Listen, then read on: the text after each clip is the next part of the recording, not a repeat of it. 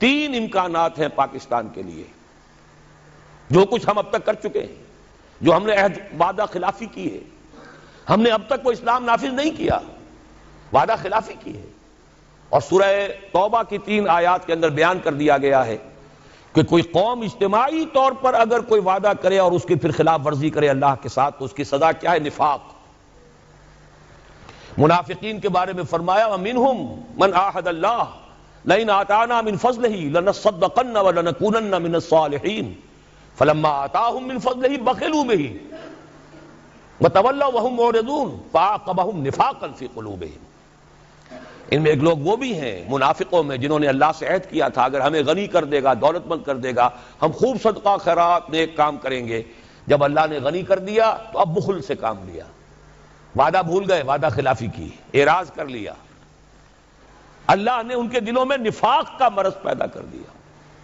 وہ نفاق باہمی ہے، آج قوم نہیں رہی، قومیتوں میں تقسیم ہو چکی، عصبیتوں میں تقسیم ہو چکی، نسلی عصبیتیں، قبائلی عصبیتیں، فلاں قبیلے کے فلاں سے جنگ ہو رہی ہے، فلاں کی فلاں سے جنگ ہو رہی ہے، بگٹیوں کا ان کے ساتھ معاملہ ہو رہا ہے، فلاں کا فلاں کے ساتھ معاملہ ہو رہا ہے، ہر سطح پر بدامنی، صوبائی ہے، لسانی ہے، مذہبی ہے، قتل و غارت، مسجدوں میں بم کے دھماکے ہیں اور دوسری عبادت گاہوں میں ہو رہے ہیں۔ یہ سارا کیا ہے اچھی طرح سمجھ لیجئے، نفاق باہمی۔ اور نفاق عملی کیا ہے؟ 3 چیزوں کو حضور نے فرمایا کہ جس کے اندر یہ ہو جائیں وہ کٹر منافق ہے، چاہے وہ نماز پڑھتا ہو، روزہ رکھتا ہو اور اپنے آپ کو مسلمان سمجھتا ہو، جب بولے جھوٹ بولے، جب وعدہ کرے خلاف ورزی کرے، امین بنایا جائے تو خیانت کرے۔ اب یہ 3 اوصاف آپ دیکھ لیجئے ہمارے اس معاشرے میں جو جتنا بڑا ہے اکثر و بیشتر اللہ ماشاءاللہ اتنا ہی بڑا جھوٹا، اتنا ہی بڑا خائن، اتنا ہی بڑا وعدہ خلاف۔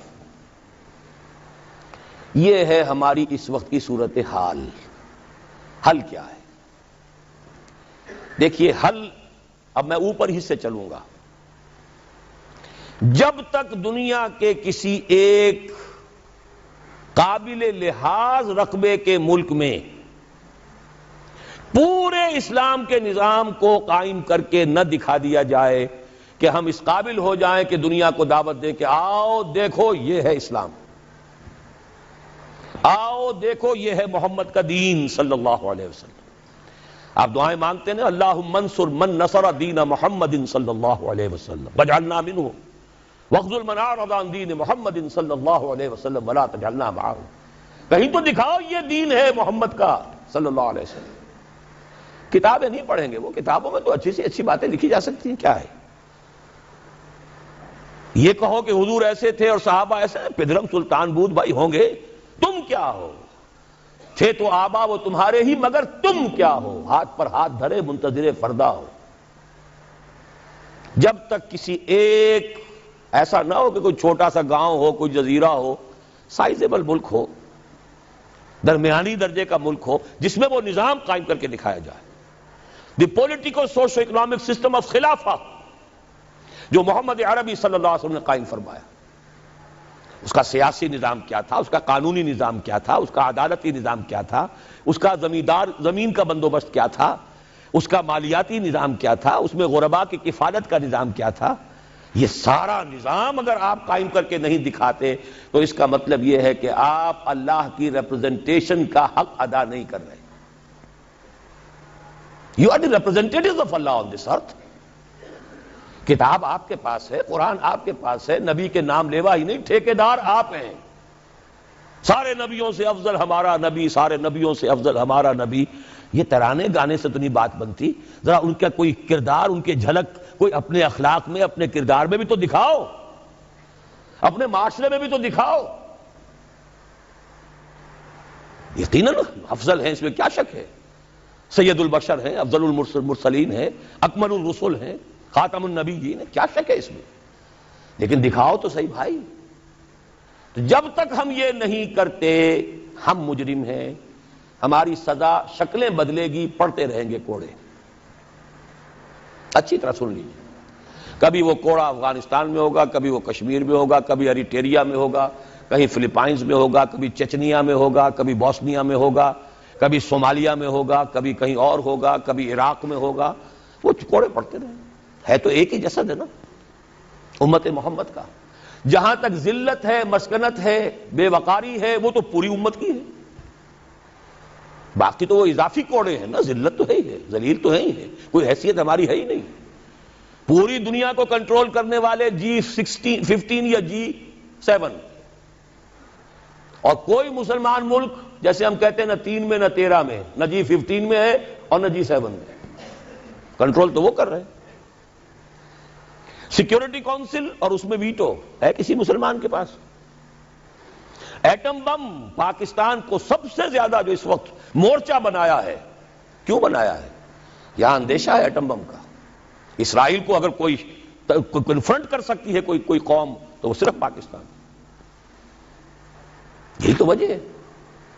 تو اب اچھی طرح سمجھ لیجئے، پہلی بات تو یہ ہے کہ جب تک دنیا کے کسی نہ کسی ایک قابل لحاظ رقبے کے ملک پر اللہ کا دین عملاً قائم کر کے ہم نہیں دکھائیں گے، وہ فرض کفایہ ہو جائے گا پوری امت کی طرف سے. اگر ایک جگہ بھی ہم دکھا دیں، آؤ بھائی یہ کھلے ہوئے دروازے، آؤ دیکھو with your own eyes, come here and see for yourself. This is Islam. This is the رحمت of محمد صلی اللہ علیہ وسلم. وما ارسلناک الا رحمۃ للعالمین. آؤ دیکھو اپنی آنکھوں سے رحمت للعالمین کے بظاہر دیکھو. پہلی بات تو یہ ہوئی. دوسری بات، اب آ گیا نیچے اتر کر ایک سیڑھی. سب سے زیادہ جس کام کے لیے اللہ تعالیٰ نے مواقع عطا کیے وہ ہمیں کیے. چند چیزیں میں گنوا دینا چاہتا ہوں. ختم نبوت کے بعد سب سے بڑا دینی منصب مجددین امت. ان اللہ یبعث فی هذه الامہ علی راس کل 100 عام من یجدد لها دینہا. 1000 برس تک سارے مجددین عالم عرب میں آئے اور 11ویں صدی سے شروع ہو گئے ہندوستان میں. مجدد الفسانی رحمت اللہ علیہ، شاہ ولی اللہ دہلوی رحمت اللہ علیہ، سید احمد بریلوی رحمت اللہ علیہ. پھر 14ویں صدی میں حضرت شیخ الہند، علامہ اقبال جیسا مفکر، مولانا مودودی جیسا مصنف، مولانا الیاس جیسا مبلغ پوری دنیا میں کہیں نظر نہیں آئے گا. کوئی وجہ تو ہے، اللہ نے سلیکٹ کیا ہے. ان اللہ اصطفیٰ آدم و نوحا وآل ابراہیم وآل عمران علی العالمین. اللہ چن لیا کرتا ہے نا. پھر خلافت ختم ہوئی تو تحریک صرف یہاں چلی، کہیں چلی. اور کتنی غیرت تھی، کتنے لوگوں نے جیلوں کے اندر جا کر جو ہے جیلوں کو آباد کیا، کتنوں نے ہجرت کر لی، چلے گئے افغانستان چلے گئے. یہ تو اس صدی کی تاریخ ہے. بدقسمتی ہماری ہے کہ ہم اس سے بھی واقف نہیں. بولی اماں محمد علی کی جان بیٹا خلافت پہ دے دو، ساتھ ہیں تیرے شوکت علی بھی، جان بیٹا خلافت پہ دے دو. اس سے پورا ہندوستان گونج گیا تھا. گاندھی شریک ہوا. وہ تو جیسا میں بتا چکا ہوں، وہ ایک ترک کے ہاتھوں خاد کام ختم کرا لیا. اب کیا کرو گے تم؟ مدعی سست گواہ چست. پھر پوری دنیا میں مسلمان ممالک آزادی ہوئے، بظاہر آزاد، حقیقتاً تو کوئی بھی ابھی آزاد نہیں. ظاہری آزادی جو ملی ہے تو اس میں صرف ایک ملک کے لیے اسلام کا نعرہ لگا، پاکستان کا. مطلب کیا؟ لا الہ الا اللہ، کہیں اور نہیں. پھر پاکستان بنا ہے تو معجزہ، پوری دنیا مانتی ہے کہ معجزہ. کسی حساب کتاب میں نہیں. میری کتاب ہے استحکام پاکستان، میں نے ثابت کیا ہے تمدن، سیاست، ریاست کے کسی اصول سے ثابت نہیں کیا جا سکتا کہ پاکستان بننا چاہیے تھا. It is a miracle.